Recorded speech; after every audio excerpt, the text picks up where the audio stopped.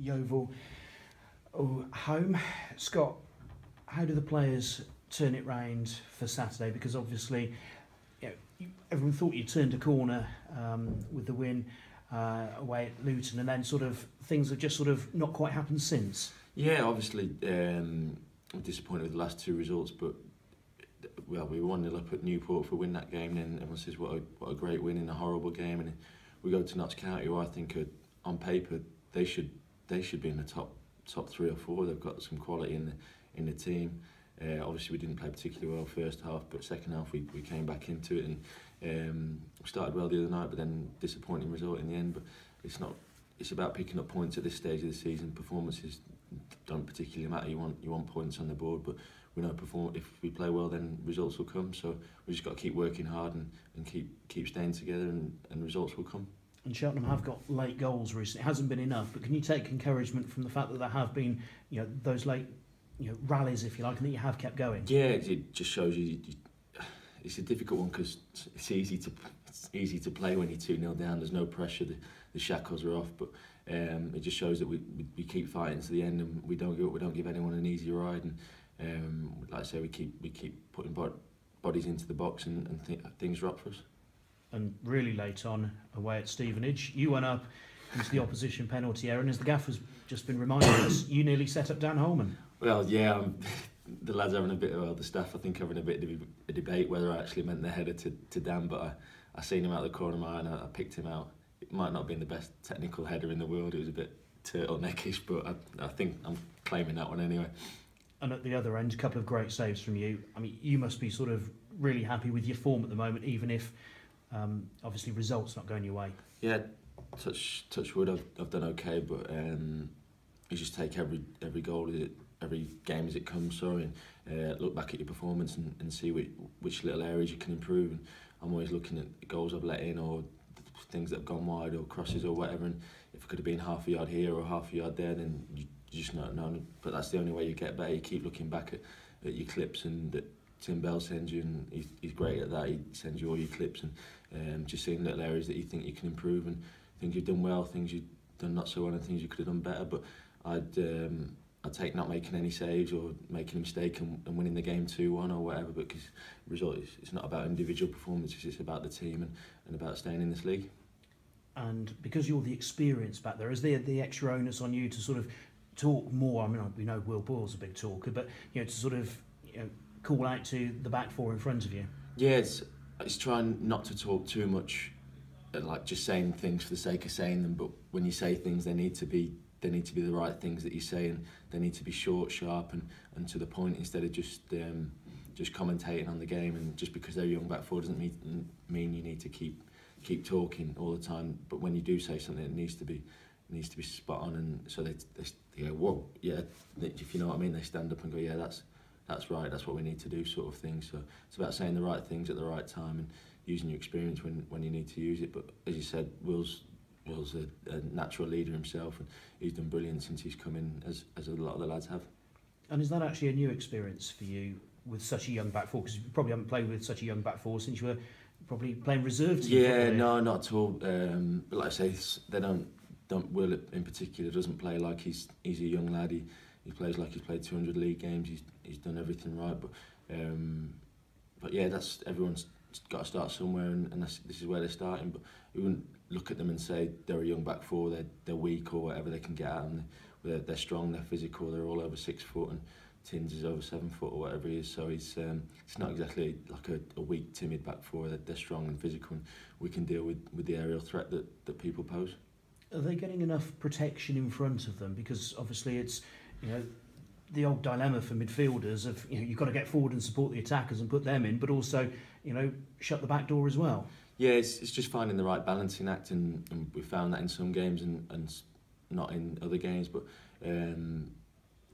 every goal people score, every chance that teams have, you can look back and pick out individuals. And you look at Robin's goal last night, comes inside and bends it in the top bin, and to most people say, oh, what a goal. But from a football point of view, like, well, he's left-footed, why don't you just show him the line? Because he wants to come inside and shoot, and just little things like that. So there's always ways you can stop attacks and stop things, but sometimes it's like that. I think people just say it's a good goal, but you always look and see which ways you could stop it.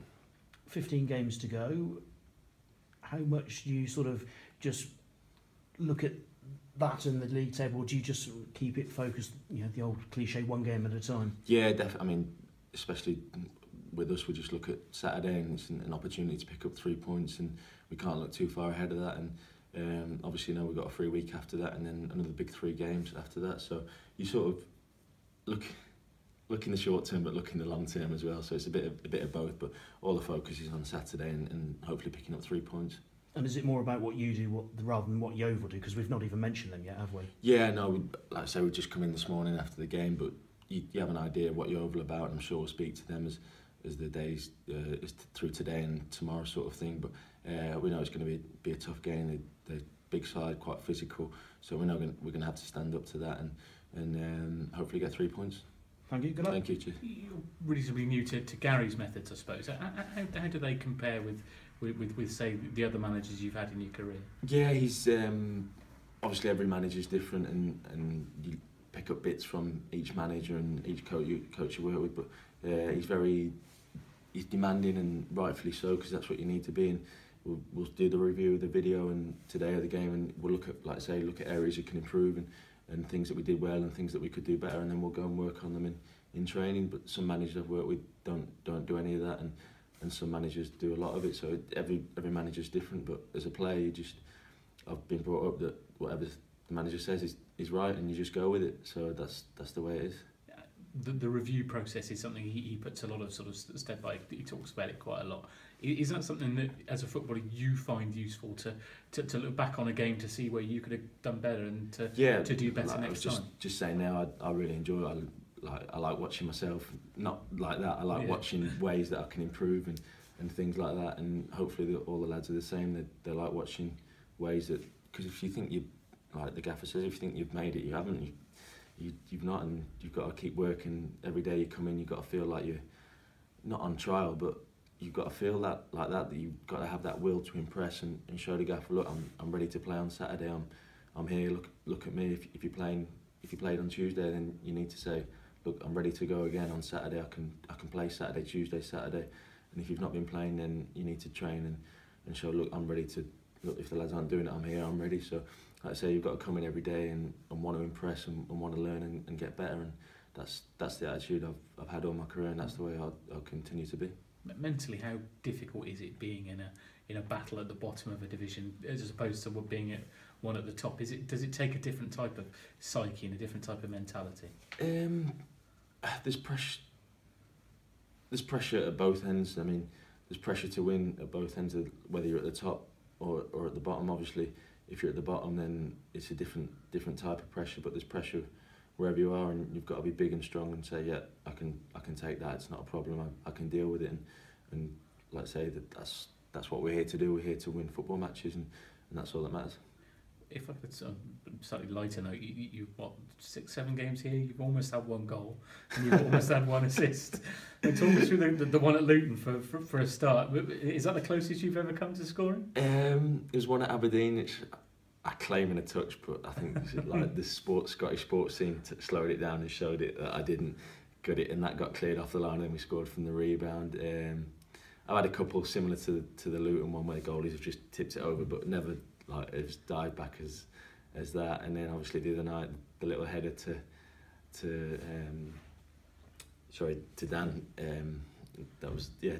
I think it just causes havoc though. They see a goalie up there and people are like, well, it's just something different. Do you know what I mean? It's just one of those things. It just causes mayhem, and it's something I've done a few times. But hopefully you don't have to do it, because hopefully you're winning the game. Have you ever struck one like you did that one with Luton? Did it feel good the moment it left your foot? It's weird. Like, this is going to sound stupid, but you kick those balls every time, but 9 times out of 10 the defenders head them away, sort of thing. And it's like someone say, "Oh, what a great strike that is," but you do it every time, and the defenders just head it away. It's just that one that the defender and the goalie got in a bit of miscommunication, and it bounced off the surface, and he got back and made a good save. But I think that was a bit of a welcome to League Two for the young lad. Yeah, you targeting goals between now and the end of the season? Doing Jimmy Glass? No, I prefer clean sheets. Well, I prefer just getting 3 points, to be honest. Let's just start with that. Excellent. Thank you very much. Cheers. Thank you.